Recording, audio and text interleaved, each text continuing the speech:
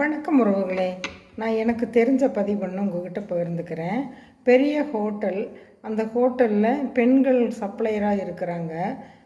அப்போ ஒரு முதியவர் ரொம்ப பிச்சைக்காரனாக துணிமணியில் அழுக்காக ரொம்ப டேட்டியாக சாப்பிட உட்கார்றாரு. ஒரு பெண் போய், ஐயா வாங்க, என்ன சாப்பிட்றீங்கன்னு பணிவாக கேட்குறாங்க.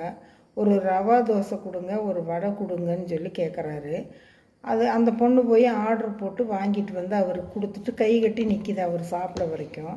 இதை பார்த்த மேனேஜர் கூப்பிட்டு, அவங்ககிட்ட காசு இருக்குதா, நீ அவனுக்கு பரிமாறுற, அவன் மட்டும் காசு கொடுக்காம போனால் நீ தான் கொடுக்கணுன்னு. சார், நீங்கள் தான் சொல்லிக்கிறீங்க யார் வந்தாலும் கை கட்டி நின்று சேவகம் பண்ணணுன்னு, நான் அதைத்தான் செஞ்சேன். சரி பரவாயில்ல, அவர் கொடுக்காம போனால் நான் கொடுத்துட்றேன்னு சொல்லி சொல்லுது அந்த பொண்ணு.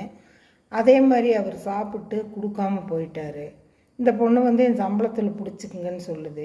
முதல்ல போய் அந்த டேபிளை நீ க்ளீன் பண்ண அப்படின்னு சொல்லி ரொம்ப கேவலமாக திட்டுறார் மேனேஜரு. அந்த பொண்ணு சற்று கொஞ்சம் கூட ஒரு அருவறுப்படாமல் ஒரு சங்கடப்படாமல் போய் அந்த டேபிளை க்ளீன் பண்ணுது. க்ளீன் பண்ணிவிட்டு ஜக்கை தூக்கி இந்த பக்கம் வைக்கும்போது அடியில் ஒரு பேப்பர் இருக்குது. அந்த பேப்பர் எடுத்து படித்து பார்த்தா, நான் தாம்மா இந்த ஹோட்டலோட முதலாளி, எனக்கு நிறைய பிரான்ச் எல்லாம் இருக்குது, எப்படி இந்த ஹோட்டலில் வர்றவங்களை நடத்துகிறீங்கன்னு சொல்லி பார்க்குறக்காக வந்தேன்.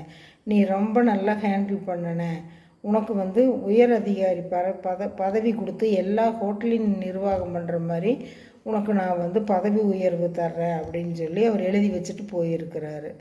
அந்த பொண்ணுக்கு மற்றற்ற மகிழ்ச்சி. நம்ம செஞ்சதுக்கு நல்லது செஞ்சால் நம்மளுக்கு நல்லது நடந்திருக்குதுன்னு.